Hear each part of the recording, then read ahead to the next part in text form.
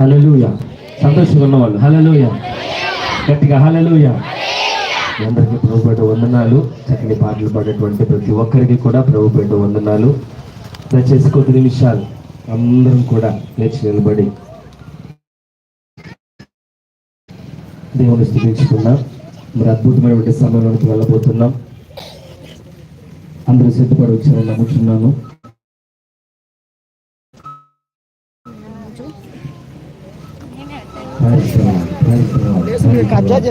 కొద్ది నిమిషాలు అందరూ కూడా కలుమూసుకుని దేవా, ఈ రోజున ఈ యొక్క రక్షణ సువార్త మహాసభ జరగటానికి నీ చిత్తం ఏమైనదో ప్రభువా ఈ ప్రాంతానికి బయలుపరచండి. మా దేశంలో ప్రభువా ఈ మతోన్మాదం నుంచి విడుదలవ్వండి. ఆ మతానికి మనస్సుకి ప్రభువా తేడా తెలియకుండా ప్రవర్తిస్తున్న ప్రతి కఠినమైన హృదయము ప్రభువా మార్పించేందుకు ఈ సహాయమును అనుగ్రహించిన దేవాన్ని ప్రతి ఒక్కరు కూడా ప్రార్థించేద్దాం.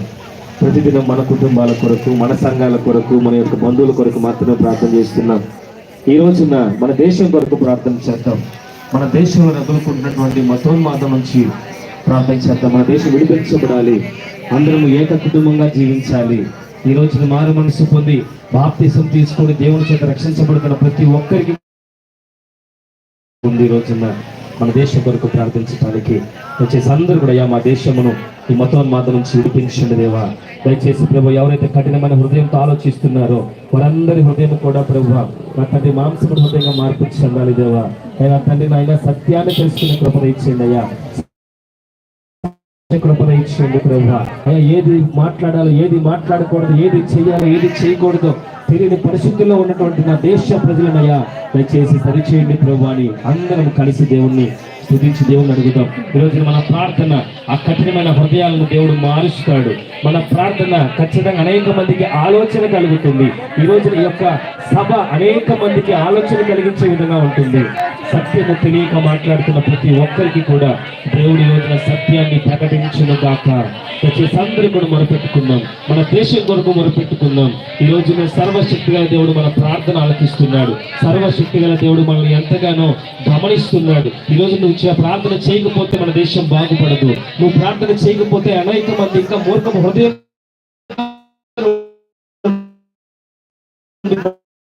కాబట్టి నువ్వు ప్రార్థన చేసే వ్యక్తిగా ఉండాలి. నువ్వు నా దేశం కొరకు ప్రార్థన చేయాలి. మన దేశం కొరకు ప్రార్థన చేయాలి.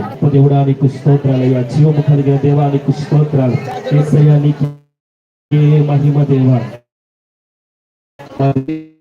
దేశమును ప్రభువా కాపాడండి తండ్రి. మా దేశమును మతోన్మాదం నుంచి కాపాడండి ప్రభువా. మా దేశానికి సత్యమును ప్రకటించే కృప ఇచ్చింది అయ్యా. మీ సేవ మీ యొక్క దేవస్థాపన ప్రభు పురికొల్పండి దేవా. అయ్యా అనేక మంది సత్యము తెలియక అయ్యా వారి జీవితాలు పాడు చేసుకుంటున్నారయ్యా. అలాగే అనేక మందిని కూడా నా ప్రభు నాశనం చేస్తున్నారయ్యా. దయచేసి మా ప్రార్థన ఆలకించండి. మా దేశమును కాపాడండి ప్రభువా. మా దేశస్తులను కాపాడండి దేవానికి స్తోత్రాలు స్తోత్రాలు స్తోత్రాలు స్తోత్రాలు ప్రభువా. ఏసయ్యా నీకే మహిమ ప్రభువా. క్రైస్తవం అంటే మతాన్ని కార్చేది కాదు అయ్యా. మనుషులను మార్చడానికి వచ్చావు ప్రభు అని తెలుసుకునే కృప ఇచ్చేది తండ్రి. అయ్యా నీ బిడ్డలమైన మేము కూడా నశించిపోతున్న ఆత్మల కొరకు ప్రభు ప్రయాసపడుతున్న వారమే తప్ప అయ్యా నా తండ్రి మేము ఉగ్రవాదులము కాదు ప్రభు. అయ్యా మేము నా తండ్రి దొంగలము కాదు ప్రభు. మేము మోసగాళ్ళం కాదు ప్రభు. నా తండ్రి మేము దేశ ద్రోహులము కాదు ప్రభు.